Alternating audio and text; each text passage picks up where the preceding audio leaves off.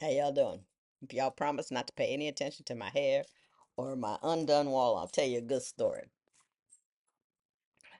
There's this book by Richard Russo. I think it's Nobody's Fool. I read a lot of his books, and sometimes name titles don't ever stick with me. But and in this one book, the lead character would go on what he called stupid streaks, where he would just make one stupid decision after another. Oh, look at this. Now, the stupid decision I just made right now is to put my fingers in my hair to help it and made it worse. Anyway, let me just put my hand there. Keep talking. Uh, so he would just make stupid decisions in bulk. And I just got off a stupid streak. It started last week, in which I was backing out of the garage, and then I was backing out of the driveway, and then I halfway out of the driveway, halfway into the street, halfway in the driveway, car just stops. And, Big E isn't here. My husband, he was the car guy. My sons were in the back seat beeping out something else. And so I was like, oh, Lord, have mercy.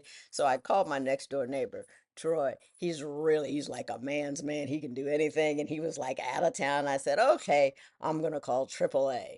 So I called AAA and they were like, lady, you don't have an account. And I said, what do you mean? I've had an account since I was 16 years old.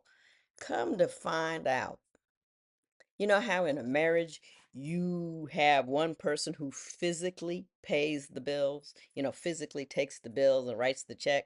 That was me.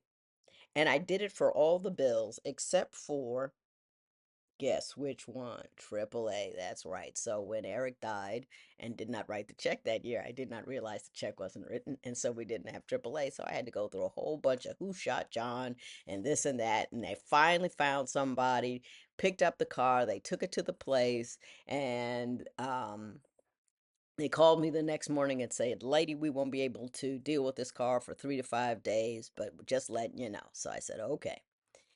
Then a couple of days later, or a while later, just the other day, I was messing around with my dogs. And we were out there and I was not paying attention. And I know Zora, you know, is a wild one. And I turned around and the dog was choking on something. And I was like, oh my God. Stupid response number one. I called 911. They don't care your dog is choking. They said take it to the vet. And I knew it as soon as he picked up the phone. I said, this was stupid. So then I decided to run down. So I said, I'm going to get the dog in the car, take it to the vet. Can't breathe. Something's lodged in her throat. Dog 100 pounds, can't pick her up. I run out the door and I run to my neighbor's house. Now, I can text her because I have her text. Stupid street. Ran down there huffing and puffing. She dropped everything. She ran back with me. And I'm 65. I can't do all that running. I'm huffing and puffing. I'm tired. By the time we got to the house, the dog had been walking around the house coughing. We found the dog. I hardly did anything. She manhandled that dog and just threw it in the back of my car. And I said, I'm headed to Madison Vets. She says, go. So I'm in there. I get to Madison Vets. Son of a gun, if that place was not closed. So I called my sons. I'm in the car. Everybody, just look, my head was standing straight up on end. I'm upset.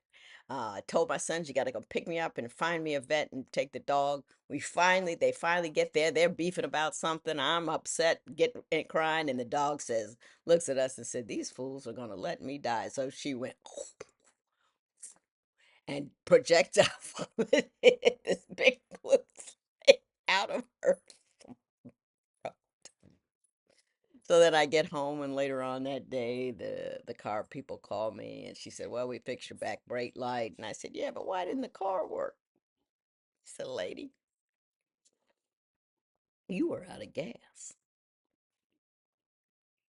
We put 5 gallons in, and it started right up." Stupid streak.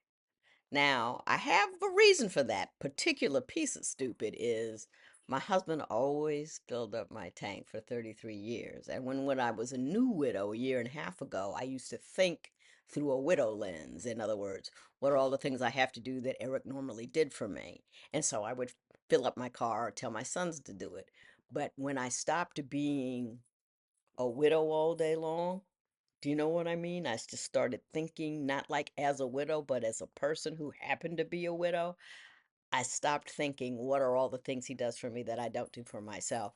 And forgot to fill up the car. 33 years worth of habit just reappeared and I did a stupid thing. But you know what the thing is?